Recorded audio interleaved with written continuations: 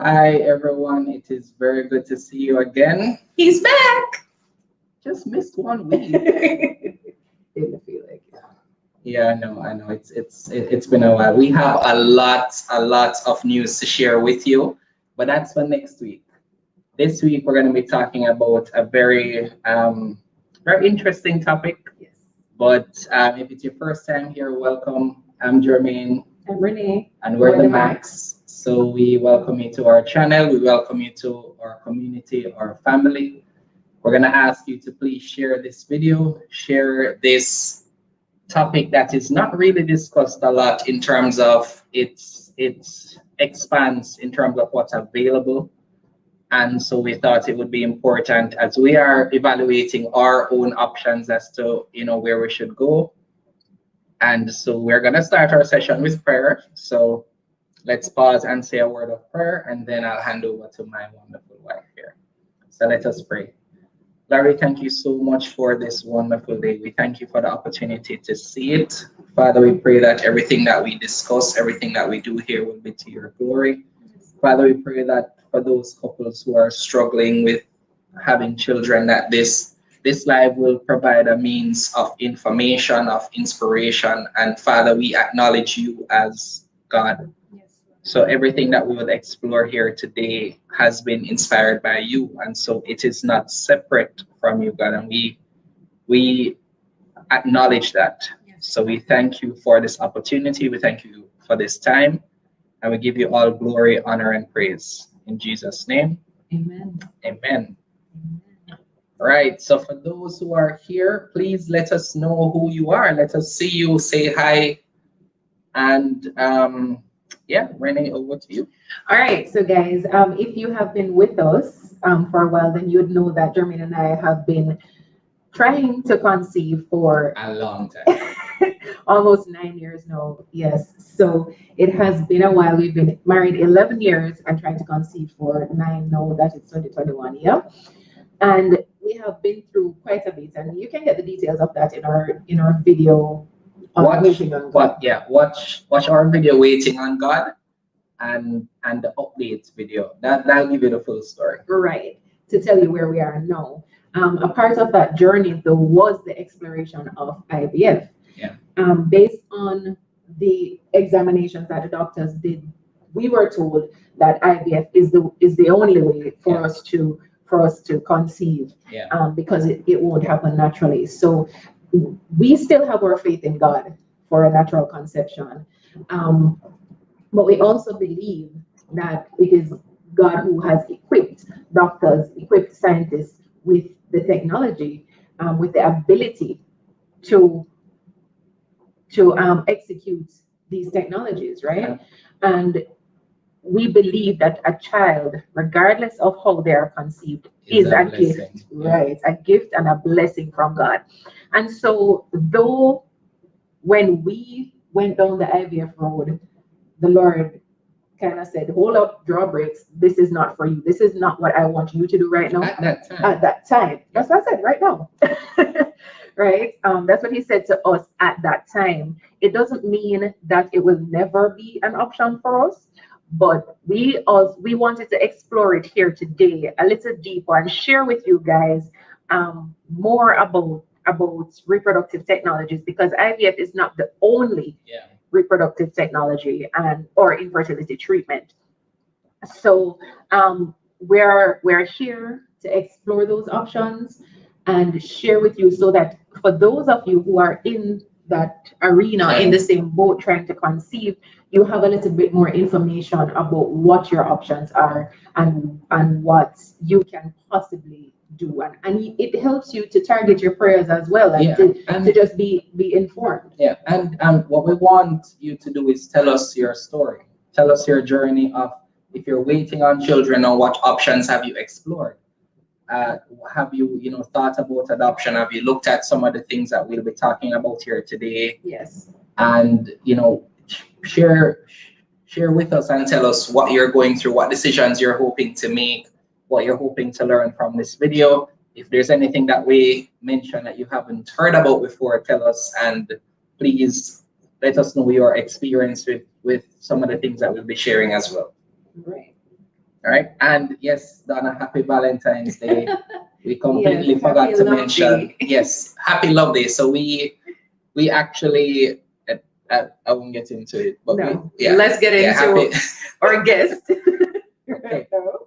So I'm gonna try and do my best introduction here, right?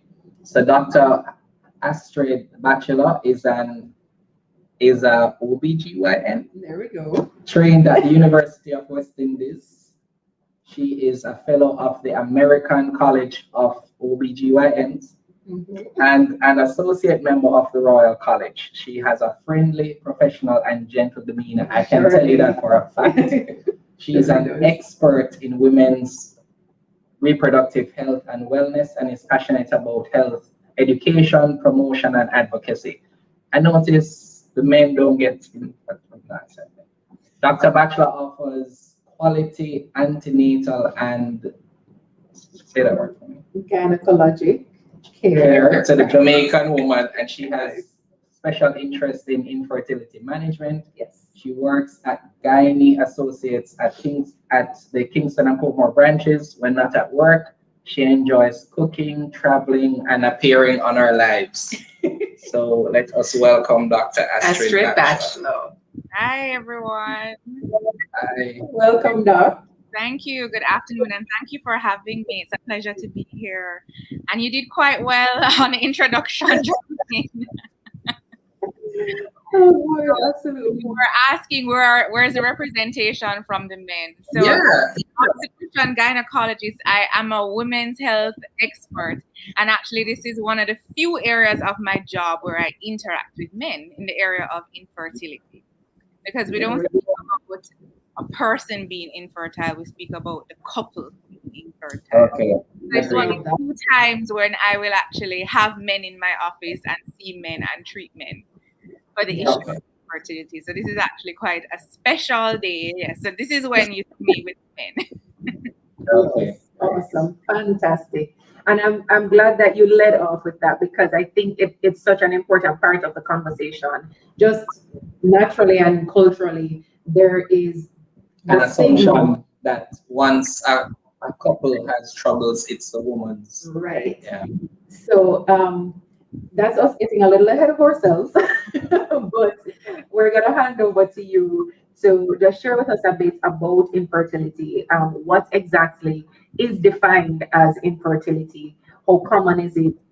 What does it look like? What do you look for? You know, at what point do you go to the doctor to check to Yeah. find out if there's something wrong, something that needs to be corrected in that area? Let's start with that. Yeah. All right. So what exactly is infertility? It's the inability to get pregnant or to have a pregnancy go all the way to term. So have a successful pregnancy. So getting a little deeper into the definition, it's when you have been having frequent, and frequent means about 3 or 4 times a week, frequent unprotected sex for a year without conceiving. So that's really the definition of infertility. Yes. Wow. So frequent unprotected sex. Okay. Frequent is 3 to 4 times a week. I just want to establish that. Okay. So for everybody out there, 3 or 4 times a week is what we consider frequent. So about every other day or so. Right? And unprotected means that you are not on any form of contraception, you are not using condoms, not using any form of hormonal control, and that ejaculation is happening in the vagina. Okay. Mm-hmm. Very clear. Very clear with that, right? And for 1 year. So if you are under the age of 35, it's 1 year. Okay. Over the age of 35, the timeline changes to 6 months. And the reason being is that over the age of 35, your fertility has started to decline. So if at 6 months you find that you have not conceived, you may need additional help. So it basically pushes you to get help faster. So you don't have the luxury of waiting 1 year to see if something is going wrong. Okay. That's interesting. I don't think we've ever heard that definition or understood that. Yeah. Yeah. So it's linked to a timeline. So under the age of 35, you have 1 year. to conceive, and that goes to say so many young couples out there are very nervous. They come in sometimes after 3 months of trying, saying, we've been trying for 3 months and we're not yet pregnant. So you have to allay those fears and reassure persons as well that they have up to 12 months or 12 cycles to attempt to get pregnant. Right. Okay. So you said cycles, and just to reiterate that this is talking about the female. The female cycle, the female menstrual cycle, correct. So Right. most women have a period about once every month, so about 12 months, about 1 year, right? So 1 year went on. The age, I'm sorry, the age of 35 therefore does not apply to the men or just the women. Well, the couple. So, right. So, but ideally, yes. So if the female is 35 and under, then she gets 1 year. 35 and older, then you do the 6 months. But we're coming up to that as well. So a lot of these definitions have not yet caught up sometimes with the genders. Once upon a time, it was thought that, men were fertile forever. And that, yeah, because we do see that men in their 70s and 80s having children. But men do have a decline in their fertility after the age of 40 as well. So their sperms are a little bit lower, and the motility of their sperms are also a little bit lower. So they're not unable to have to get somebody pregnant like a woman who has gone into menopause, but they also have a decrease in their fertility as well over the age of 40. Okay. Got it. All right. Okay. So that's the definition of infertility as, and for couples. Is there a likelihood or a statistic that maybe you could share about how likely it is for couples to be infertile? Sure. So this is pretty much unanimous globally. So the incidence of infertility is actually about 10 to 15. Being more specific, about 12% of couples will be infertile, meaning having had 1 year or 6 months over the age of 35, about 12.1% of couples will actually find that they fall into that category of infertility. Yeah, that's a high number. It is a high number, right? So it is actually quite a common condition. Anything that is considered, 10%, 1 in every 10 population, it's actually quite a high number. So you have to be quite cognizant of that. There are so many couples around that you haven't seen with children, and you have to be aware that people are going through things that you don't know about, that there are couples that might be suffering from they're trying to get pregnant and they have been unable to, because it's quite common that there are couples. We actually spoke about that in another one of our lives. Just the sensitivity around the issue, and for persons to be sensitized to the fact that there are many couples who struggle to conceive, and it's not okay to put your expectations of pregnancy on them, because it can be very painful. It can be very emotionally challenging for the couple. Yes, for sure. We have another question here, Doctor. Is it true that blood groups contribute to, I guess this should be infertility? Yeah. There's so much out there on this of categorizing conditions according to blood group, but I'm gonna say that I don't really particularly subscribe to blood group and infertility issues. It has been said that they think that persons who have blood group type A tend to be a little bit more fertile than other couples, but the research, and I don't even know whose blood group it is, male or female, but a lot of these studies are inconclusive. So you'd have one person who will do the study and say yes, and another person does it and says no. So it's not something that as medical doctors we actually practice by a blood group association with fertility. So one of the things we've seen, and this comes up in conversation all the time as persons would share their stories with us, you'd hear something like, this couple have been trying for years. Somehow they part because it didn't work out, and then they go off to to other partners and they're able to conceive. Mhm. How do you make sense of a situation like that? Right. So that's actually more common than you think. And that's why it's important to understand the concept of the infertile couple. And it's not just the infertile female or the infertile male, because infertility can be multifactorial. You can have, so just giving you some statistics about, in actual statistics, about 40% of the time, you might have that it's the female who might have an issue in infertility. 40%, that's less than half. So a lot of people are out there thinking it's mostly the woman all the time, and that's not always the truth. So 40% of the time, it might be the female that might have an issue. 30% of the time, it might be the male that has the issue. And the other 30% is a mixture of both partners, right, have issues, or you have what we call unexplained infertility, that you have been investigated with everything and we still can't find a reason why this couple is unable or has not been able to get pregnant. So in that unexplained infertility category, a few of these persons may fall into that category, where you have male and a female both investigated, cannot find out why they have been unable to conceive. And sometimes there might be the issue of antibodies, that there might be a factor that the female reproductive system may have antibodies to her partner's sperm, making them as a couple incompatible to conceive. And so for whatever reason, the relationship breaks up and they move on. They may find that with another partner, they don't have this issue and they go on to conceive with another partner. But also to say, you have couples that were never investigated. So you might have a situation where there's a female, she's been with a male, and he might actually have sperm issues, and the relationship breaks apart and she moves on to another person and she conceives. And it seems like magic happened, but there was really no magic. They probably as a couple were never properly investigated to find out what their issues were. Yeah. But yes, in this small percentage of cases, we do have the unexplained infertility, and sometimes they're really just immunological disparities that they have and conflicts that they have that make them as a couple unable to actually conceive together. So that happens, and they go apart, and then they have new partners, and they get pregnant and conceive and have successful pregnancies.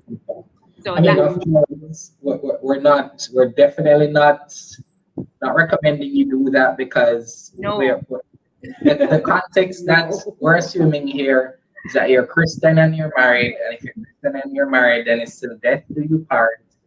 But right. So there's always a way around the problem, around any problem really. And of course, in marriages, as you know, I saw that you guys had one about premarital counseling, and I hope that a lot of couples watch that, because these are some of the things that will happen. Nobody banks on or prepares or thinks that you won't be able to have children, but these are the questions that you need to ask beforehand. And if you're unable to, what will you do? And so I hope to lay some fears out there that there are other things that you can do as well, outside of being able to conceive naturally. There are also now, assisted reproductive technologies that can assist couples like that and help them. Which is what we're here to talk about, right? Yeah. Because I was gonna say, it's not just like drinking some ginger tea and we moved on a little bit beyond. So as we get ready to get into the meat of the matter, let's start by talking a little bit about where does a couple start? If it is that they have gone through the frequent intercourse for 12 months, which is 3 to 4 times a week, men. 3 to 4 times. 3 to 4 times. And women, please note, yes. And you've done that for 12 months and you have not conceived, right? Where do they start in terms of the investigation, and what do those investigations include? Yeah. Okay. So we're talking about now the first visit or first consultation for infertility with So some persons, this first visit might be to a general practitioner. That's fine, and then they might do the first investigations and send you on to an obstetrician. Some persons will start right away with an obstetrician gynecologist. So this first visit, what does it look like, right? So I always tell persons when they come in, it's really a visit to manage expectations and explain exactly how fertility works. Because a lot of persons who think that they're going to walk into the office on this first visit and leave pregnant, or Yeah. walk into the office and after this one visit, my problems are solved. The baby is coming in 9 months. And that's the furthest from the truth. So unfortunately, infertility is like a disease. It is a disease like any other problem that people have, like hypertension, diabetes. It's not going to be magic to be treated or cured. Sometimes the process is long. It might take months. You have to do investigations. You might have to do repeat investigations, procedures. So you have to get on the same page. And I love Yeah. when the couple comes, when both the male and the female comes. So we can talk so everybody understands what's happening and what's expected. And we speak about concerns and we lay out a plan of what we're actually going to do, and everybody understands the plan. So the Yeah. first visit is usually going to be talking about what are the factors that could be causing infertility in this couple. So you want to make sure first that they really are considered an infertile couple, that they are, they've been having unprotected sex. They understand the female menstrual cycle, so they know about which time of the cycle is their fertile window when they're most likely to get pregnant. And they have been having sex during this fertile window. So you want to establish that first of all, because it does happen. You have couples who they come to you and they tell you that, well, my partner actually lives in Mobe, and he goes away every 2 weeks. So the truth was that every time you're ovulating, your partner is actually not at home. So you're having sex wrong timeline. So you have to establish, really and truly, is this couple, do they meet this criteria? And so if you do, at this point you say, all right, so in females, these are the things that can cause problems. I like to tell persons that having a baby is sort of like baking something. You need ingredients and you need to make sure that everything works, and then you need the oven to cook. Right. Right? So to get pregnant, you need eggs, you need sperm, you need to have fallopian tubes. The women need to have more moving parts in this story than the men do. The women need to have fallopian tubes that are open, and they need to have a uterus that is normal, a normal uterus now that can carry a pregnancy. Right. So your investigations are going to be geared towards those things. So when you are talking about investigating a female, it's going to be geared towards, one, is she making eggs? So a way to know if you're making eggs, does she have symptoms of ovulation? So you can ask questions. Symptoms of ovulation are like, do you have premenstrual symptoms? You find that are your breasts getting tender? Do you have menstrual cramps? Do you get any acne to the feet? Any swelling of the legs? Anything like that? Do you get cravings? Things that let me know that your body is high on the hormone called progesterone, right? Right. The time Yes. of your period. So that's a clue. But the objective way of checking that is to actually do a hormonal panel, where I check the female reproductive hormones to look at the panel to see if everything is balanced, and it looks like she is actually ovulating each month. So you have Right. certain disorders or illnesses that persons may have that might impair the hormonal balance. So some women may have a condition called polycystic ovarian syndrome that may cause her to not ovulate every month. Some persons may have thyroid problems. Some persons may have an issue with a prolactin level or various hormonal imbalances or even chronic illnesses, diabetes, hypertension, collagen vascular problems that might impair her ovulation every month. So we have to check for that. The next thing that we would do now is to check if her fallopian tubes are open, because once we ovulate the egg, it goes into the fallopian tube where it should meet a sperm. So the next thing to investigate are the tubes open? And there is a test, a special X-ray called a hysterosalpingogram, otherwise known as HSG. Okay. They take a special X-ray of your female reproductive organs after they have put dye in them to see if the dye goes into the tube and spills into the cavity. And any woman who has That ever one was test, well, they like the radiologist who did it. Okay, Not fun. right, It was so fun. it's not a fun test. So any woman who has ever done it, she knows the exact name and exactly the look of the person who did it to her. Okay, You better believe it. mark that person for life. All right. So there are other tests now. To do it twice. Oh yeah. So there are others now that have kind of not replaced, but you can do this another test called a high COSI instead of a HSG. It's not as uncomfortable, I should say. So it's an ultrasound, but instead of doing dye and an X-ray, it's an ultrasound that actually put aerated fluid, like a foam fluid, into the uterus. So it bubbles, so it's not painful. And it gives the same amount of information. Is it as effective? It is as effective. Yes, it's as effective. So that's what we're gearing towards now, doing more high COSIs and HSGs. Right? I like that. great. That is great. Yeah. So the women have spoken and the technology has heard, right? So we're trying to do more patient-friendly investigations now. And then lastly, for women, we want to look at the uterus to see if the uterus appears normal, because you can have conditions with the uterus like uterine fibroids that might hinder pregnancy. You could have polyps that could prevent the implantation of an embryo inside the lining of the uterus. Some persons actually have abnormal uterus, like the shape of the uterus is abnormal, or they have a uterus that is what we call like a bicornate uterus. It has a slit almost down the center of it. So there are various uterine issues that can impair pregnancy as well. So we have to do a pelvic ultrasound to look and see if the uterus is normal. For men, can you tell us a little bit more about that pelvic ultrasound? Is that the one that you have to go inside? Okay. Or can it be done externally? Right. So there are two ways that we can do an ultrasound. A transabdominal, meaning just that we put the gel and the probe on the tummy. And then there's transvaginal, where we actually look through the vagina. So some women who have gone for ultrasounds may know that sometimes the radiologist does both, or the gynecologist does both, depending on the information that we want to get.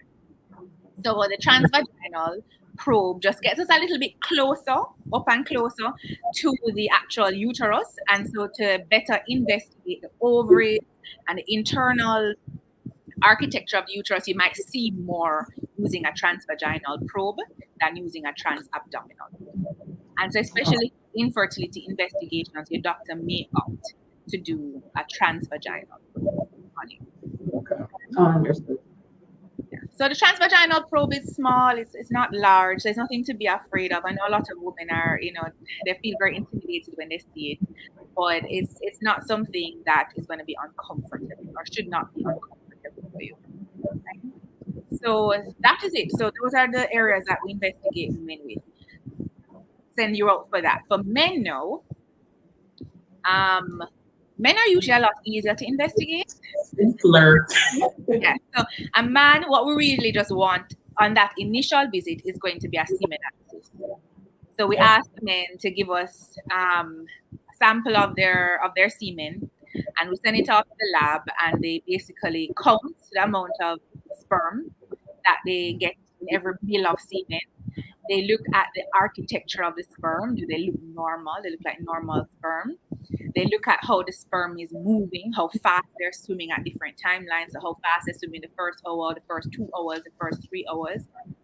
And they look also at the pH of the sperm, if there are any white blood cells, like any suggestion of an infection that might be occurring in the sperm. So they look at all aspects of how the sperm is moving. Now, when you come to this first visit as well, it's not only about, the investigations, which we will do and we will get to, but there's a history that we need to get from you as well.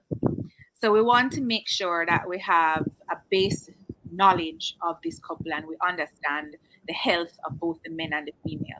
So there are a lot of questions that are asked. We'll ask you about your general health, if you have any medical conditions, because all of these things are cluing us into all the factors that might be preventing this couple from conceiving. So if there are any chronic illnesses that need to be addressed, right? Because sometimes you have couples that come to you and they're not well. And actually, they probably should not be conceiving at this point in time.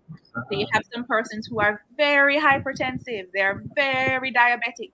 And so a pregnancy would actually be detrimental to them at this point in time. And Right. we have to address these issues first before we can say, let's try and get you pregnant. There are persons who might be on medications that are actually preventing them from getting pregnant. So we have to know all of those things. We may ask some very invasive and intrusive questions. We may ask about your sex life. We may ask about your sexual preferences. We may ask about your history of sex, even questions that maybe a partner doesn't know, or things that have been saved and delivered from at this point in time, but we need to know because these things are factors that might affect the fertility that you're having now. So we ask a lot of questions to get an idea of what has been happening that could affect what's going on now. The next thing we want to know is what are your expectations? What are your goals? So when is it that you would want to get pregnant? What have you tried in the past? Because a lot of patients come to you having seen many specialists sometimes. Quite a few persons they've been investigated before. They've actually now changed partners and they're with a new person. And they've come back again with the same issue again, this time with a brand new partner. So all of these things are important to know. When was the last time they were investigated? Has anything changed between now and then? So these are important things that we need to get from. So after that, no. Sorry, you wanted to say something? No, just soaking it all in, just learning. I actually had a question. Initial visit is very important. And actually, in this initial visit too, I asked, how far are you willing to go? Because if we find out that we definitely have quite a few infertility issues and the kind of issues that are only going to be rectified or addressed with artificial reproductive technologies like IVF, which we'll get to later in the conversation, are you willing to go that far? Are you willing to do surrogacy? Are you willing to have donor sperm and donor eggs?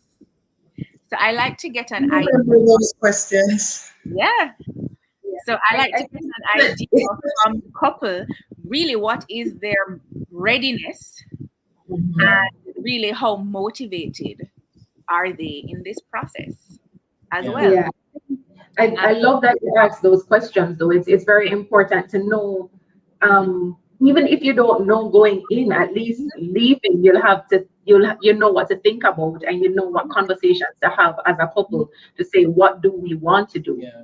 I did have a question though regarding the male testing. So earlier you said that the woman spoke regarding HSG and there have been developments. Have the men spoken regarding the semen sampling? No, we're still taking I don't know if there's another way to test, really. I wonder. no, because- we still require a semen sample from men. The only exams men have an issue with is the prostate exam and giving blood. So I mean, change those two and we're good. But I asked because I remember some of the information that we got previously about the semen sampling and the nuances about it, that there were very specific instructions. So there could be no contamination. You couldn't have sex to get the ejaculate. Like it had to be. That's true. Otherwise. Most labs are going to ask that you not ejaculate for 3 days, some as high as, because they want to get the highest possible sperm volume. So if you're having sex every day, you're going to decrease the amount of available semen that you have, and we probably don't get the best sample. So we ask that you not have sex for about 3 to 5 days before you deposit the sample, and it has to be directly into the container, because once semen touches the female reproductive system, remember you are giving off enzymes and all of this stuff that are calling the sperm and all of, they start interacting already. So it cannot be a sample that was in a condom, because the chemicals in the condom will change the enzymes that are in the semen, and it cannot be a sperm that is collected from a woman's vagina either. So you can either, there are two ways to do it. Don't ask. I just want, how would you even do that? Don't ask. Don't ask. Don't ask. Okay. Right. Right. We're not going down that road. We're not. Okay, so I just wanted you to touch on that so that our audience is clear about when we talk about semen sample, that there are parameters around it. Yes, there are parameters for couples that are really unable to, well, not couples, but men who are really unable to accomplish ejaculation by masturbation. There are some condoms that are specially created, so they don't have any chemicals in them that allow a man to ejaculate in the condom in his partner, and then we capture it from that. There are some that are, this is recent in the market, that are for that purpose. But the typical scenario will be that you will go to the lab, and you will be ushered to a designated area, and you are expected to masturbate and ejaculate into the yeah. So that's it. Yeah. Okay, so we do have a question from our audience, and the question is about low sperm count from men. If it is that a man has a low count, is it possible for the count to increase? And if so, how long? What is that timeline usually like? Sure. So usually, if a man comes with a low sperm count, so what an average sperm count for a man would be is 15 to 40 million sperm in every mil of ejaculate. That's a lot. Men make millions of sperm. You only get one baby? To get one baby, right? Per mil. Remember, per mil. You ejaculate per mil, right? Yeah. So if you have a sperm count lower than that, there are many things that could cause it. We usually say if you're a young person and it comes back with an extremely low sperm count, it could just be spurious, and we actually ask you to just repeat it again immediately. Okay. For some person, sorry? Young is young. Like under the age of 35 for a man. Okay.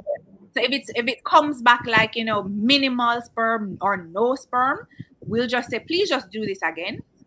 And you do it again. Otherwise, there might be issues that are causing low sperm count. Men are very responsive to changes.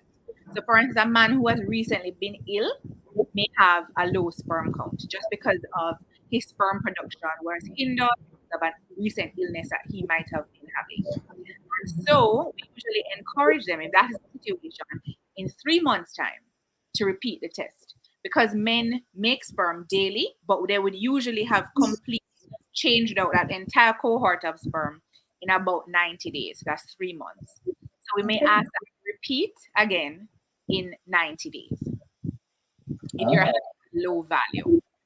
There are many things that can cause low values of sperm. So men do have the same conditions where they might have a hormonal problem like a female.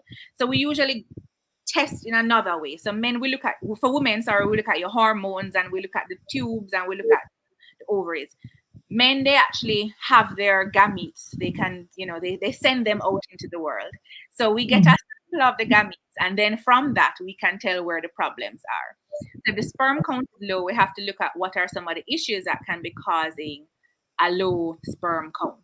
What is the cause of it? Some men actually might have no sperm in the sample. And if that is the case, we actually do hormonal testing on the male, because we want to find out if it is that he's not producing sperm, or if according to his hormones, he is producing sperm.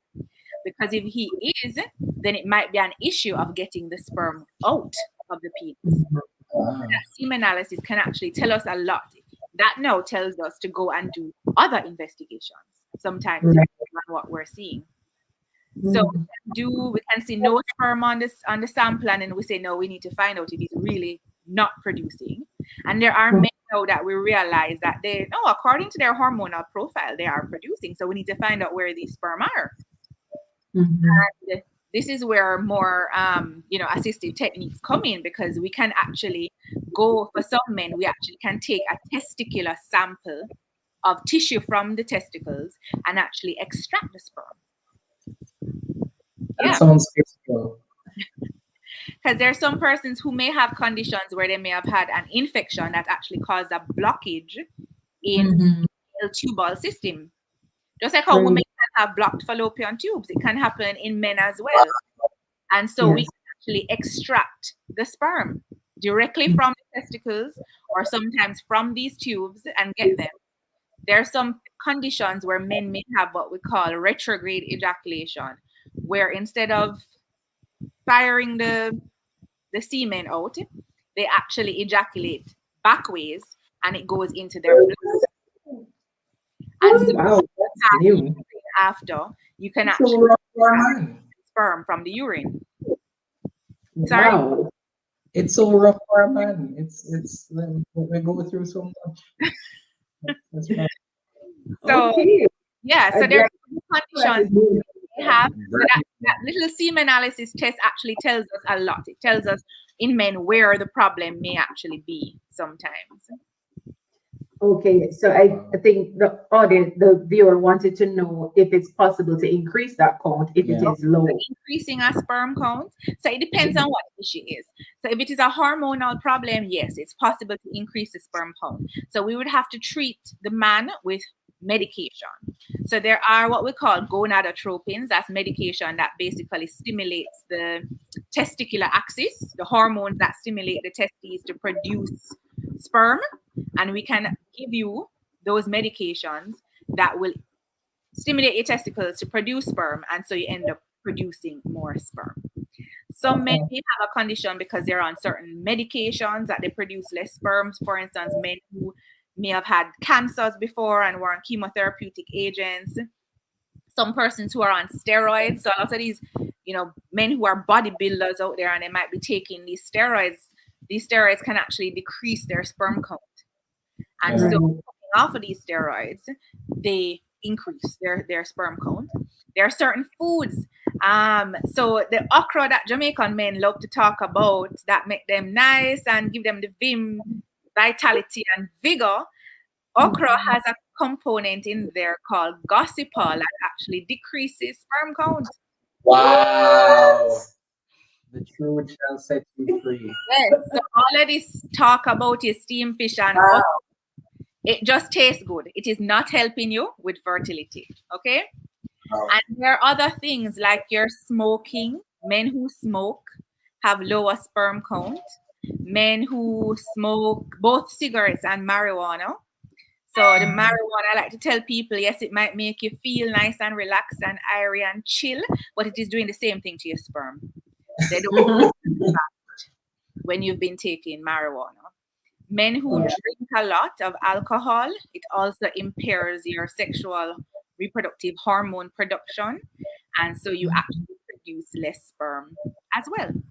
So there are some modifications that men can make or do that can increase their sperm count. So it depends on what the cause is, and this is where the history will come out. What this person is doing, what they're eating, what their general health is like, and their habits are like. That will help you to know how it is that you can increase. But if it is a situation when no sperms are being produced because there are hormonal situations, you can try hormones. But there are persons who may have actually had radiation to the testicles if they have had cancer before, or they were exposed to chemotherapeutic agents in the past that may have just damaged their ability for their testicles to respond and create sperm. So if that is the case now, then unfortunately for some of those men, they may not produce sperm. Okay. Wow. So I noticed you didn't say, the pumpkin seed or the what's it called? The tea. There's this tea that The guinea hen weed. And just we've heard a whole bunch of stuff. Yeah, I mean they're all out there. The moringa, the guinea hen weed, all of these things that propose to be a pharmacy in and of themselves, a lot of times these things are still being studied to find out exactly how they work. So I can't really propose that these are the things to be, taking. I wouldn't say to take them instead of taking the tried, true, and tested ways of infertility and of fertility management. And actually tell people that too. Sometimes a lot of people are at home with issues of infertility, drinking teas, listening to auntie, listening to old wives' tales, reading everything online and trying everything, but going to their doctors. Right. So, don't try and treat yourself when it comes to infertility. Actually go and get investigated and see what exactly is happening with you. And this goes to all medical issues as well. Have a talk with your doctor about it. Yes, it's actually very dangerous to treat yourself through. Exactly. Because you don't even know what you're doing, right? Yeah. You don't know what's going on with you. So it's very important to go to your doctor and find out what's going on. So once you sorry, was that Renee? No, I was just saying that we fully agree with you regarding the importance of seeing your doctor and getting proper investigation done and then being treated. Right. So once now you set the precedence of this is what we need to find out. Where are the problems? And you've been sent to do your investigations. So as I was saying, for the woman, the first baseline investigations for women will be to do your hormonal panel, which is a blood test. Do your ultrasound, do your HSG test, and the man to do his semen analysis. So that will be the first set of things that your doctor, of course, after examining you as well, that your doctor will send you out to do investigations to do. And the examinations is very important because there are some things that you will catch on examination that as well will clue you in to some issues that may be happening with this couple. So get that as your first piece of homework, which is I like to tell my patients. All right, after the first visit, after we've met each other, we've gone through, what the process is going to be like, we set up timelines. All right. And so some of these tests are very timeline specific. Some of the blood tests are time specific. Some of the tests might have to be done at a certain part of the menstrual cycle. Some of the dye tests are also done at a certain time of the menstrual cycle. So we count it out now, when is it that we can reasonably expect these tests to come back? Important, these tests are costly. Yep. Them. So that is also another expectation that I let my couples know, that some of these investigations may run you a good amount of thousands of dollars. So that's something to think about and also prepare for on this process, that some money may be spent in this process. Right? So we set up timelines of when we expect to do these tests and therefore when we expect results and when they should come back. So the second visit now will be to review all of the information that we have garnered. All the tests that you have done, you come back now and you see where the problems may be. So if it's a problem that is with the hormonal axis of the female, then we know now that we have to attack at the level of hormones. So you need to be put on a hormonal regime to help you to ovulate. Some persons may have more than one issue. So you may find that a female comes back having both a hormonal problem as well as uterine fibroids that could be preventing her from now carrying the baby. So we have two issues that we have to address and correct. And then we may find that we have male factor infertility as well as female factor infertility. So what do we do now? So we both have two different issues. On the men's side, we need to address and treat what's happening with him, as well as we have to address and treat what's happening with the female. Sometimes, depending on what is happening with the male, we may need to refer them to a urologist as well to assist with those, especially if it's issues with sexual dysfunction. I forgot to mention that earlier. That you have men that have sexual dysfunction. And the reason why the partner may not be getting pregnant is that sex is just not happening at all. That happens in couples. The sex is not happening because the male is unable to perform the sexual act. And so they've been unable to conceive. right? So some persons we have to send them to the male specialist, which is the urologist, after we have addressed these what the problems might be. So one of the things that persons are disappointed with is after they have presented to the doctor, they've done their investigations and everything comes back normal. What happens? Yeah. So they come back normal. All of these tests are normal. You seem to be ovulating. Uterus is normal. Your tubes are open. Your partner has sperm and they're normal. Why are we not getting pregnant? So this is treated in different ways, right? So if we have a couple who is young, meaning under the age of 35, we actually tell them try again for another year. Wow. Yeah. So try again for another year. And we have found that 70% of couples, if we give them one extra year, will conceive. Assuming that everything is normal. Assuming that, right. So this is the unexplained infertility, where all of their tests have come back normal, and so no cause has been found. If they're under the age of 35, we actually ask them try again for one more year. So what about those who are older than 35? Because some of us haven't seen 35 in a long time. Right. So if you're over the age of 35 with unexplained infertility, then these are the patients that we're going to say, we don't have time anymore with you to give you an extra year or an extra 2 years. We need to get really serious. And these are patients now that we refer for assisted reproductive technology or techniques at this point in time. All right. So, because we don't know what's causing the problem and time is going, so let's just start giving solutions at this point in time.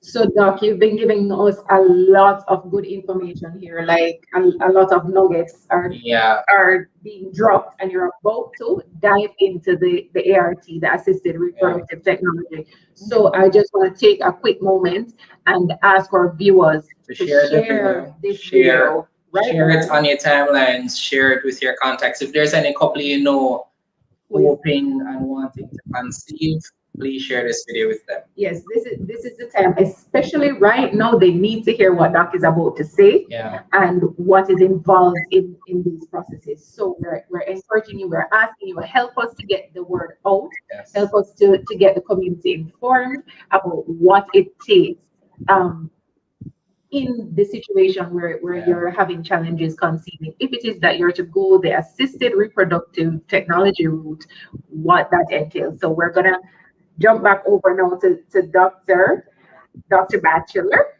and ask you to just go right in now with the assisted technologies. What do they look like? What do they entail? All right. So assisted reproductive technologies is when we are attempting fertilization outside of the human body. So that is when we take eggs outside of the human body and we have the sperm and we try and fertilize them. So this is done in couples now who have been investigated. They have been trying, depending on what the issue is. So women who have blocked tubes and they're not amenable to surgeries, or persons that you have been trying medications on, persons who have unexplained infertility and have not been able to get pregnant, your couples who have issues with there's an ovarian issue or hormonal issue that you just have not been able to treat adequately with the usual medications and procedures. Now we have to step it up to assisted reproductive technology. So this usually now entails that we harvest the female's eggs. So what does this mean? What does this look like? So we give the female medications that allows her to super ovulate, meaning make more than the usual one egg every month. So we're expecting to get a bunch of eggs, mature eggs, right? So she goes on a cycle. We cycle her specifically. Just like if you're having a menstrual cycle, we take over this menstrual cycle, we hijack it, and we give her medications of increasing amounts so that she matures a whole bunch of eggs that month. And then we extract these eggs. We take them via the vagina. It's a mini surgical procedure under sedation usually and under ultrasound guidance, where we actually go now and extract the eggs from the ovaries. Take them, we put them in a little dish, we get her partner's sperm, and we allow fertilization in a dish outside of the human body. You get them to kind of introduce to each other, go on a few dates, and then. Well, I mean, their host bodies have been doing that all along. So, But so there are several different ways that the fertilization can happen outside of the body, right? right. You know, the little reading. Yes. So there are two main different ways in which we can do this.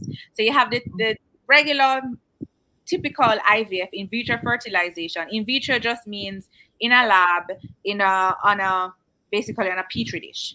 So we get some of the husband's sperm and semen, we concentrate them, we put them in the petri dish with the eggs, and then we allow them, as you said, to date each other and for the sperm to fertilize the eggs, right? And we watch and we monitor this process.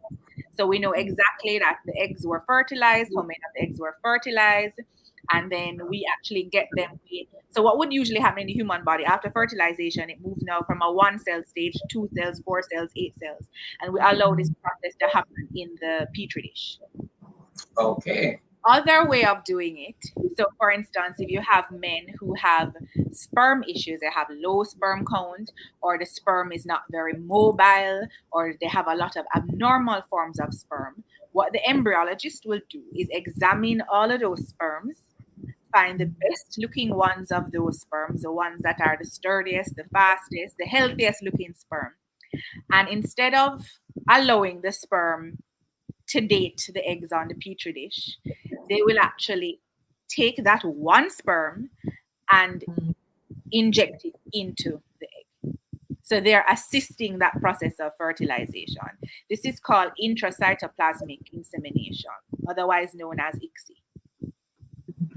So that's what that means. So I know sometimes you go to the doctor and these big terms are going around, but that's what it is. So IVF is outside of the body fertilization, and intracytoplasmic means that I'm taking the sperm and actually putting it into the cytoplasm of the female gamete or the egg, and then allowing it to go through the 1-cell, 2-cell, 4-cell, and so forth stages. So after you have done this, when you have fertilized the eggs, we will now go and take 1 or 2, depending on the female's age or the preference of the couple, and introduce it into the uterus so that it implants in the uterus. So that's how that process goes. So I mean, there was back in the day, people were getting pregnant with 8. You know, we have the Octomom, where they're putting back many embryos to the female, and so they were getting pregnant with 8 children, 5 children, and there was the complications were occurring. Sometimes some of the babies were passing away because they were fighting for resources inside of the uterus. And of course, you got the problems of having to. Some doctors used to perform what they call feticide, where you have 5 babies and it's just too much, and they were eventually, basically they were killing babies to allow the survival of other ones. So we don't do that anymore. Those issues were unethical, and so we're not practicing like that anymore. So to err on the side of safety, we just put back like 1 or 2. And of course, right now, the technology is better than it was back in the day. And we're able to have greater success rates with just putting back 1 or 2. Yeah. So the greater success rates is still not guaranteed, right? So there is still no guarantee, because the success rate with artificial reproductive technologies is still only about 30% in every cycle. Wow. So that is another thing when we talk about managing expectations, that the couple has to understand that it might not happen the first time or the second time. That the chance of it happening in any particular cycle, any particular month, is only about 30 to 35%. That's the national average. Another question in terms of expectations. um, how long is this cycle? Like from the time that you start the medication for the super ovulation to the time of implantation, what does that time period usually look like? It actually mimics your menstrual cycle. So if you had a typical 28-day, just as that timeline, a typical 28-day menstrual cycle, what will usually happen is about a week before, they will put you on some medications to just down regulate your body to a baseline. And then you have about maybe 14 days on these strong hormonal medications that are called super ovulate. And while you're doing this process, you need to be in a position that you are near to your facility that you are using, right? Because you will get to the point where you will have daily ultrasounds sometimes. Wow. Wow.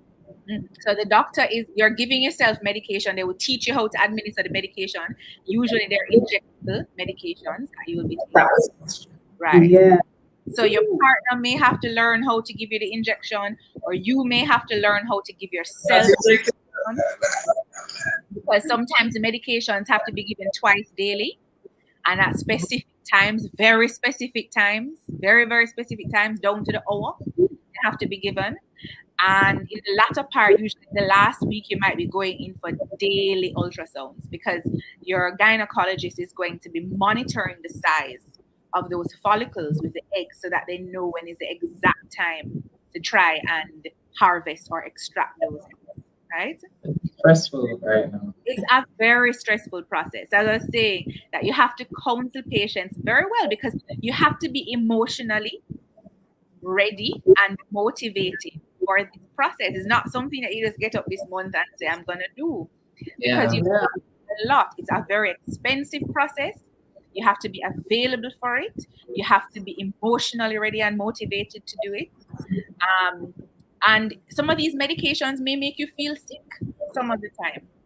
They make you I would feel, imagine Yeah. yeah, because if it's like putting my ovulation on steroids, like literally, Yeah. I can imagine what exaggeration of your menstrual symptoms if you think about it that way. Yeah, So you have to be very very on. mentally prepared for this process. And then after that, now you have the egg harvesting process. So you go in for the day, they harvest, and they tell you about how many eggs, or they tell you exactly, not about how many, they tell you exactly how many eggs they were able to retrieve. And depending again on all the factors about you, your age, how well you responded to the medication, will give you an approximate idea of what you think this person should be able to harvest. So you have persons at good harvest might be 10 to 15 eggs. A young person, depending on what the issue is, because remember, you might have persons who have male factor infertility, but they have to go Right. through the process. So you have young women who might give you 35 eggs in one go. So you harvest the eggs and then they put them on the petri dish with the sperm, whether you're going to do IVF or intracytoplasmic insemination. And then a few days later, you're called back with how many eggs actually were fertilized and how many have become embryos and look like healthy embryos. There are even further tests that they can do on the embryos, where we can send the embryos abroad to the States for pre-genetic diagnosis, where they actually look at the embryos and say that this one does not have any genetic disorders, this one does not have Down syndrome, this one does not have this. I mean, this technology is really taking off. And Yeah. there's a whole other realm now coming up with this, where your babies, if there are certain illnesses that run in the family, they'll be able to literally know the entire genome of an embryo, That's very which good. choose the embryo that does not have this I mean, isn't that a good thing though? It can be. I mean, a lot of ethical issues around assisted right. technology. It depends on what you are comfortable with and Right. your ethical background or thoughts towards the processes. So some persons it might be good. So I'll give you an example. Most fertility centers are not going to tell you the sex of the baby. Most don't. They know because they have done the pre-genetic diagnosis, but it's unethical for them to tell you. So they, you know, these 10 are normal, I'm choosing one, right? But in a situation where there are familial diseases that are linked to sex, there are some medical conditions that males get very sick if they have this condition. So if they know that, what they will do is select out the male sperm. And then because you have this illness in your family, because of that, they will give you female embryos to make sure that you don't end up with a child that's going to suffer from this particular So of course, in that case, if the couple really wants a boy, but the men could be predisposed to something, they may just have to. I mean, they wouldn't know, but they may know get a girl and want to maybe try again, not really understanding, I guess, the full impact right. if they were to get a boy. Yeah, well, wouldn't the doctors be able to share about the genetic issue though, even though they wouldn't share the gender, they share the genetic issue. So what we usually do is we look in the family history, because a condition like that, we call it an X-linked disease, because the male chromosome is X. So in families that we know that have this condition, some of them actually opt for IVF because of this. So they actually don't have a fertility issue at all, but because they want to make sure that they have a female, they might opt to do this process just to make sure that they don't get males, because the males may suffer from this particular medical disorder. Yeah. Okay. All right. So We'll pause for a couple of questions. yeah, we have one person just joining, one viewer just joining. That's Rochelle. Who's asking, how do you retrieve the eggs? So I'm gonna give this a shot, right? Okay. Because I know you told us this. So Let's go, Dr. Renee. tell me if I'm correct. You said for the egg retrieval, it is a mini surgical procedure where there is literally a device that goes into the egg and extracts. I mean, into the Woman. into the ovary. I'm sorry, into the ovary to extract the eggs, and then that's what is used for the IVF. Yeah. Yeah. So very, very good. So what it is, these are done under ultrasound guidance, and we take an ultrasound probe, and we're actually looking at that ovary, and we know where all of the follicles with the eggs are. We take a needle via the vagina. We insert it into the vagina, back wall of the vagina, get into the pelvis, and it has sort of like a suction mechanism to it.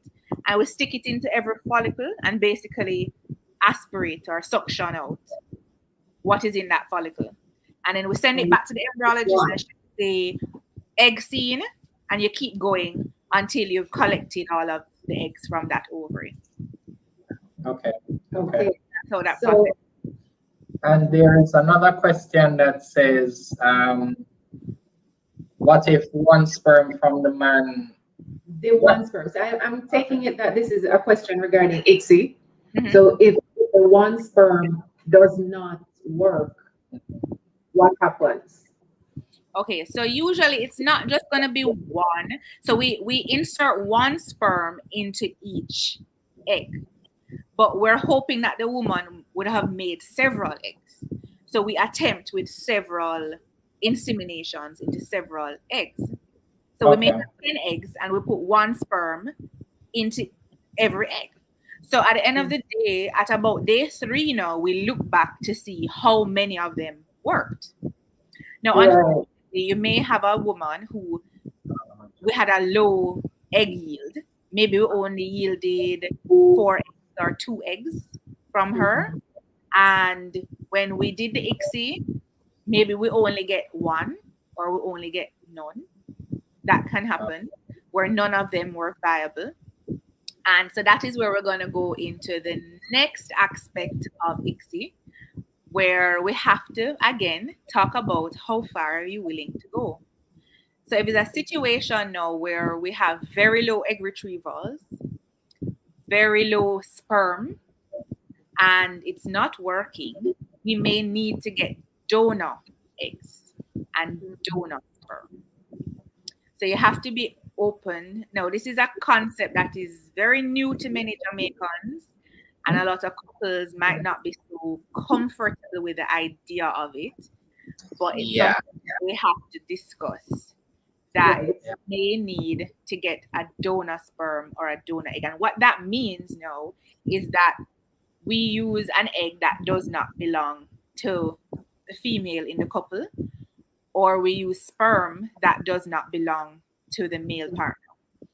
So we get a donation from another man or another woman who has um, great quality sperm or a great quality egg, and we use that to assist us. So you're basically adopting an egg, or you're adopting a sperm.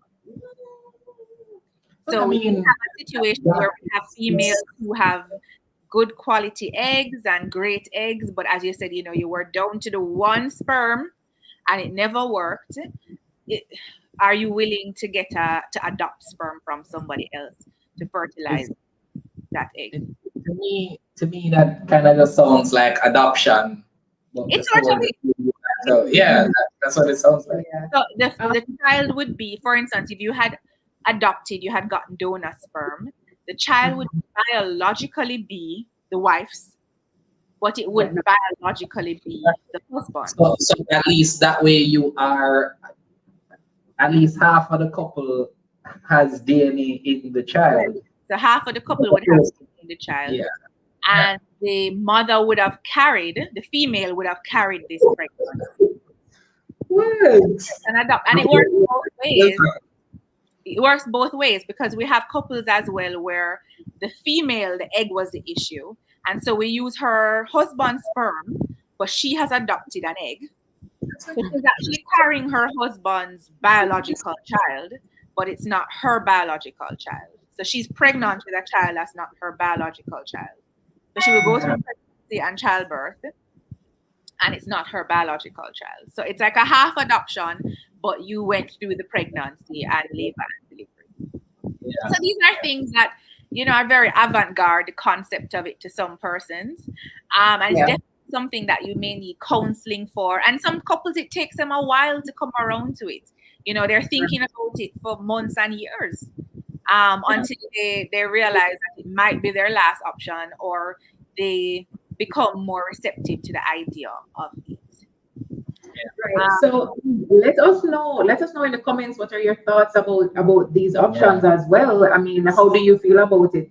We have a comment from Oprah where she said hearing about the IVF, her whole body hurts just hearing about how it would be. There was a follow-up question regarding the retrieval. Is the patient asleep during that time or medicated during that time at all? Yeah, so usually we give sedation. We don't have to put them to sleep, but we usually give sedation so that they don't have any pain. And sometimes that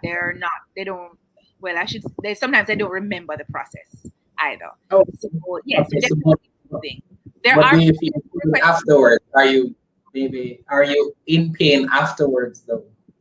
You will have some slight pain and cramping afterwards. So you will feel like you've had a period, that you're having period cramps sometimes. So we do give you pain medication. But that to be said, not all women want to be sedated. There are some persons who have requested to be away from the process, but just under strong painkillers. Got you. All right, so we have a couple questions about cost, right? Sure. One person is asking specifically about the cost for egg adoption, and another person was asking Just the cost of the process. of IVF, Yeah. the IVF process. Right, sure.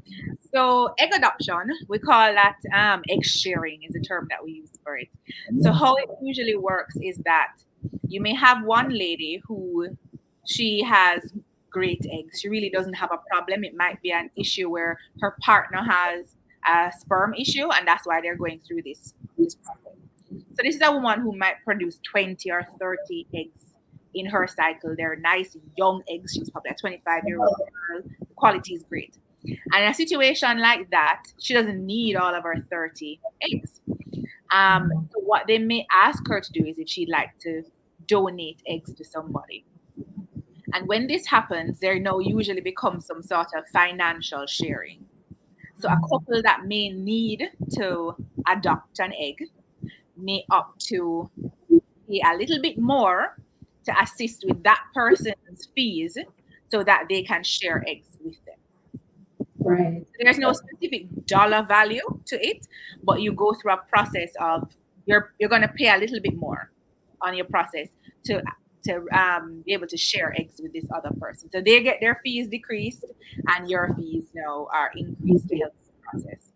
Okay. Now, there are persons who they may know somebody. For instance, if you had a sister, she has a similar genetic profile to you, and you have a sister who is willing to give you some of her eggs.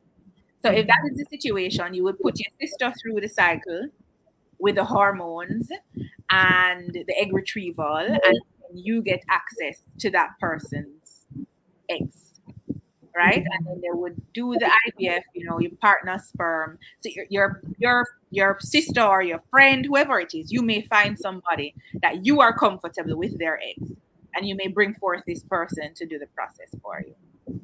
So that happens. So the cost of this for assisted reproductive technology, it is costly. And it is usually quoted in US dollars. So here in Jamaica, you're going to run yourself for a typical IVF cycle about $8,000 US per cycle. And we did mention that the cycle is roughly 1 month. Yeah. So, right. So when we talk about managing expectations and readiness, so financial readiness is part of that too. But needless to say, I tell persons don't be so intimidated, because some persons you tell them the price and they immediately go, well, no children for me. There are loans out there. There are banking institutions and loan institutions that will give loans to assist with this process. And then when I say that, they say, but doc, that is millions of dollars to have a baby. And I just sorry? He said if you use baby as collateral. But you know what? As Christians especially, family is very important.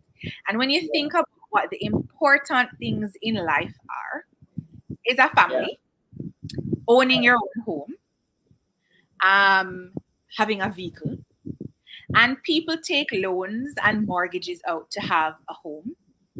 You take loans and mortgages to get a car. You take loans and mortgages, sorry, not mortgages, but you take loans to get an education, because you are valuable in your life. So why wouldn't you take a loan to have a child? So that's just a thought. I'm not a financial advisor, but that's just a thought. So when persons say that, oh, that's an impossible concept to think about spending this money on a child, think about the things you do spend money on and things that you do have to borrow money to do. And children are a blessing from the Lord. So if it is that there is a way that you can get a child, don't let money be the hindrance. Yeah, agreed. Because for us, I can tell you 8,000 US, 9 years of waiting. I don't know if, I mean, that's a small cost. Exactly. All right. So and I've never heard somebody say it was a bad investment at the end of the day, after going through and coming out the other end with a successful pregnancy and a child. I mean, it's at that point in time, it's a negligible price to pay. Yeah. I think it's important to have the information to be able to weigh really and truly. Well, for you have to weigh the pros and cons, of course. That each couple needs to do it for themselves and pray about it. Right. And truly, the Lord leads you. Truly understand which direction you want to go in. And as you've been saying, Doc, how far are you willing to go as a couple? How far do you want to go with this? So that is all very important. We have a couple more questions. I know that we are over our usual time, so we do appreciate the additional time from you, Doc. There are a few questions though regarding the average cost of 8,000 US. Does it include medication. Yeah, so that 8,000 that you pay, what does that cover? Are there other fees or costs So associated? that 8,000 US is usually the total price. It includes the medication, it will include the ultrasounds, it will include the egg harvesting, it will Okay. include the insemination after. Yes. Okay, awesome. And then the other question is, how many cycles do you usually have success with? Well, since you mentioned before about 30%, 30%. then About 3. So we usually tell persons that you may need to do 3 cycles or more, because the statistic is about 30 to 35% success rate. So we usually tell persons to bank on from the very beginning of maybe to do about 3 cycles. Now, that being said, you don't have to. Some people may get pregnant that first cycle. Some people might do it one time and decide they don't want to do it again. But so just to know, just going into the as you said, being armed with the knowledge about it, that is about 35% success rate. So you may need to do it more than once. Okay, Hopefully understood. you are, you're blessed and it happens the first time. Yes. yeah. All right. So, are there any other methods you want to share with us? That you had in mind to share with us? Yes. So outside of the donor eggs and the donor sperm, there is also the possibility of surrogacy. Mhm. So that is now when you are using your egg, your partner's sperm, but there might be an issue in carrying a pregnancy, right? So you have some females that maybe she doesn't have a uterus. She has had a condition in the past and she no longer has her uterus because of it. Or she has an abnormally shaped uterus, which is not going to be conducive to pregnancy. And so in a case like that, or she has antibodies, some sort of antibodies, unexplained infertility, that every time she gets pregnant, she has a miscarriage.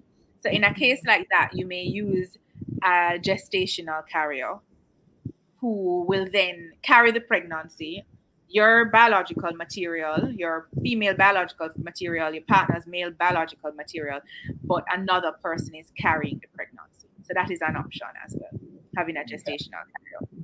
Now, there are other techniques that are not particularly considered artificial reproductive techniques, but you have what we call intrauterine insemination. That's where you have male sperm. Usually, there is some aspect maybe of male factor infertility, where the sperm count might be low, or some aspect of the sperm details might be a little bit abnormal, where we will concentrate the male sperm, and then during the time of ovulation or close to the time of ovulation, we'll actually inseminate the concentrated sperm into the uterus to assist with pregnancy. So it helps getting the sperm into the uterus closer to the egg, especially when you have situations where the male motility of the sperm is low and they might not be able to swim the entire distance of the uterine cavity and get into the fallopian tube. You can do an intrauterine insemination in those patients. So that is obviously not the 8,000 US. That's a much cheaper cost, maybe about 1,000 US to do that, where we collect the male sperm, concentrate it, and reintroduce it into the uterus, or introduce it into the uterus. Right. So we have one question. What happens with the remaining eggs that are not used after the procedure?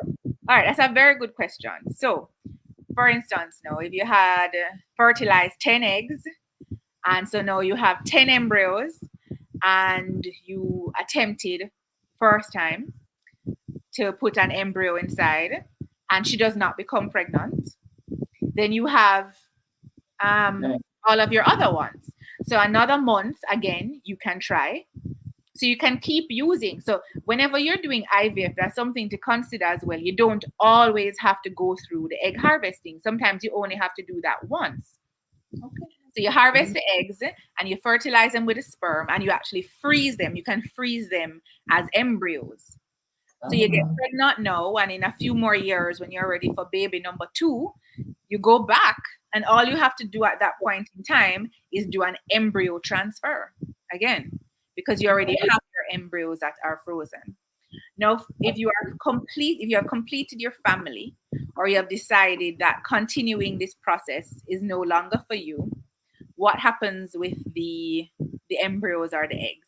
Well, that's between you and the storage center. You would have to give them strict legal instructions. Now, when we do infertility, there's a lot of ironclad laws that are attached to it over ownership of these embryos and the eggs sometimes, and what is to happen with them. Now, if you think about it this way, they're potential children. Yes. Those that are frozen. So you actually sign documents as to what will happen to them. They can even be willed if you want. So for instance, if a partner were to pass away, they can actually will it that my wife can continue to use these embryos, because that would mean that he will have children posthumously. So you can make advance directives as to what will happen to them. And you can also make advance directives that they are to be destroyed. So after having, you've had 3 children, you have 3 healthy children, you're happy with that, you can actually now ask the fertility unit to destroy your embryos if you would like. So the other thing you could do is you have persons who are generous, and they put their embryos up for adoption. That is a possibility as well. That another couple who might be having infertility issues and would love to adopt some embryos can adopt their embryos. Don't know that. Yeah, like that's brand new information. We did not know that part. Wow. But that's awesome. Because that does present an opportunity for a couple who, is maybe thinking about adoption, but maybe the wife always wanted to carry her own child. Yeah. That's actually pretty cool, I think. Yeah. So you can actually adopt an entire embryo, have it implanted, and a woman carry that pregnancy. So it's an adoption, but just as you said, that she had carried the pregnancy. Yeah. That's pretty cool. So you mentioned that the laws are ironclad, and In can some you? areas, yes. Okay, so I would just wanted to know if we can confirm that locally here in Jamaica, our laws have caught up to. All right. So what we don't have very good laws at, and I know that they're working on it as we speak, is our surrogacy laws. Right. We don't have ironclad surrogacy laws. So as we are speaking now, what would happen if you were to get a surrogate legally? Because our law says that whoever delivers the baby, it's their baby. Right. So if you get a surrogate and she has your baby, what happens right now in Jamaica is that the biological parents, would have to adopt Right. that We baby. spoke about that last week. Yeah, we covered that last week. Right. Yeah. You would have to, the female, because the child would have been the husband's own. Yeah, The right. female would have to adopt that child as her child. So that's how the laws in Jamaica are right now. Elsewhere, I mean, in the United States, depending on the state that you're in, they have different laws about that. So some persons may choose to travel to the United States and deliver in a state that allows the biological mom to be the legal mom at birth. Wow. Or elsewhere in the world that allows that as well. But here in Jamaica, you'd have to adopt that child back from the female surrogate. So you and the surrogate will need to sit down with a lawyer from the beginning about what is expected of this process with her, and what would happen if she chooses. It can get complicated, as you can imagine. But you need to have clear representation in this process, that everybody was on the same page as what is to happen. And usually this process does not involve the doctors necessarily. A surrogate is usually you bring who you want to assist in the process, and I will help make it happen. But the conversation is really between you and that female, what is expected between the two of you. So in Jamaica, you can do the adoption of the embryo. That is Well, And right would we- now we haven't started embryo adoption. What we are doing is the egg and sperm adoption right now. But Okay. just to let you know that you can adopt embryos elsewhere in the world. Because this is not just a conversation about what pertains locally. IVF is done, artificial reproductive Yeah. technologies are done all around the Caribbean. You know, there are other Caribbean countries that are doing it. They're doing it in other countries as well. So don't feel limited all the time to be, you know, just doing it here in Jamaica. Yes, Um, agreed. Yes. Where that you can do it too. Our content, our channel is not just for Jamaica. So, Right. So That's a you know, very important point for our viewers as well, that you're not limited, you're not restricted to doing it here. There are options. So again, Doc, thank you so Thank much. you Like so you have provided so much. I'm processing all the information. And what I want to say is that also not all couples will need artificial reproductive technology. So I know we were Right. at the bulk of it, but not all couples will need that. Some couples are very amenable to medications. You know, so Yeah. if it's a hormonal problem, then we fix the hormonal problem. There are medications that are tablet form that you can go on that will assist if that's your issue. If it's a tubal factor, you can undertake sometimes surgery to correct whatever the tubal factor is. If it's an issue with your uterus, sometimes there are surgeries that we can do as well to fix the uterine components. So not everybody is going to need IVF. Most of your patients can be treated without in vitro fertilization or intracytoplasmic semen insemination. But Okay. it's good to know about all the things that are out there. And this is why you are guided in the process by a doctor with a degree and not Dr. Google and not your neighbor and your auntie and your friend who went through the process because she saw her doctor and was told this is what she needed does not mean that that is what you need. Agreed. Right. All right. So we have a final question. Okay. So the final question is: are you a fertility specialist, or would you need to refer us to someone else? All right, so very good question. So all gynecologists are capable of handling fertility issues and infertility issues. But to do IVF, that is done by an infertility specialist in a resourced institution that can do IVF. So Okay. that is not in a typical gynecologist office. So no, I am not a fertility specialist. And as I said, not everybody will need a fertility specialist either. Right. You So always- let's speak with you first. Yeah. right. So you always start off your process with your gynecologist and you depending on what you need, because I have persons who if they need to be treated with medications and follicle tracking, I can do all of that. But when it gets to the point now where we're thinking that maybe you may need assisted reproductive technology, then yes, you will be referred at that point in time to the Hugh Winter Fertility Management Unit at university, which is the only place in Jamaica that you can do IVF and intracytoplasmic. So just to recap what you said, doctor, the very first step, be sure you're having frequent sex for Sex, 1 year. sex If for you're 1 trying year. for a month, I don't know if you can consider that really trying if it's No. been a month. Okay. Right.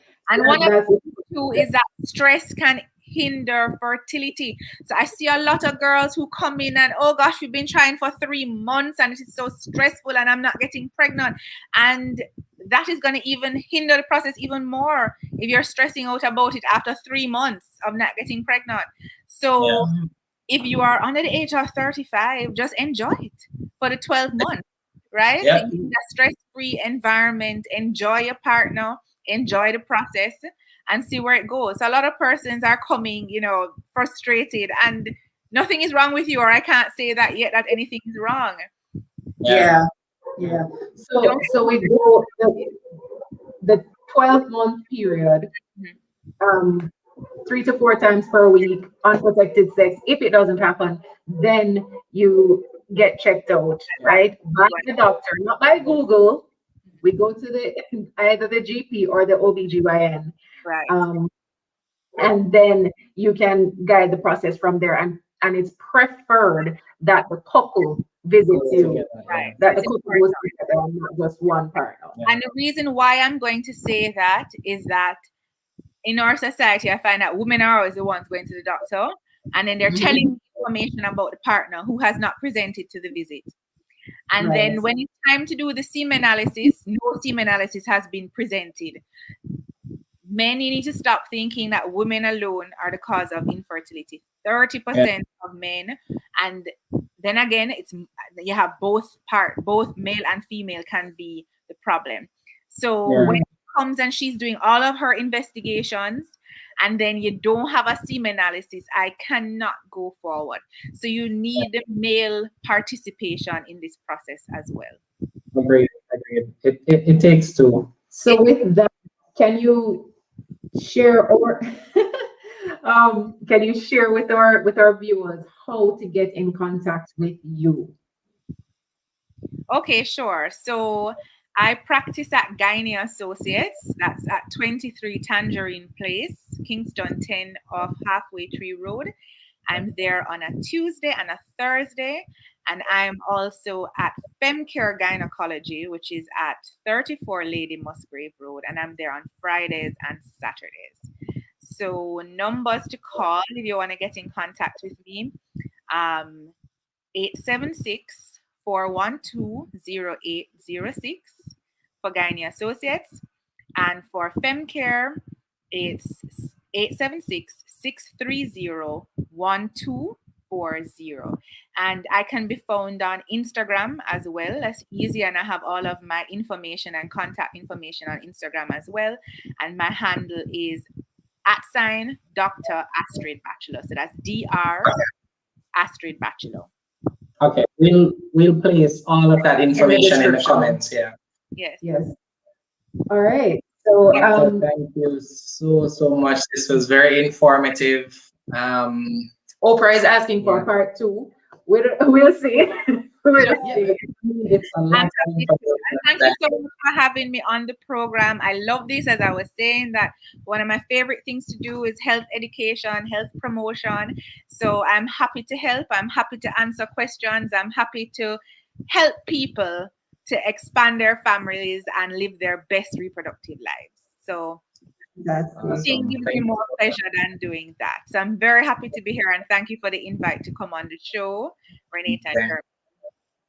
Thank you so much, Doc. And thank you to our viewers for being here. Thank you for participating. We really do hope that the information presented here was helpful to you, and that you will in fact reach out to Dr. Astrid Batchelor if it is that you need further assistance. If it is that you've been having frequent unprotected sex for 12 months or more and you have not been able to conceive, then you do technically fall into the category of being infertile, and so it would warrant a visit to your OBGYN to be further investigated.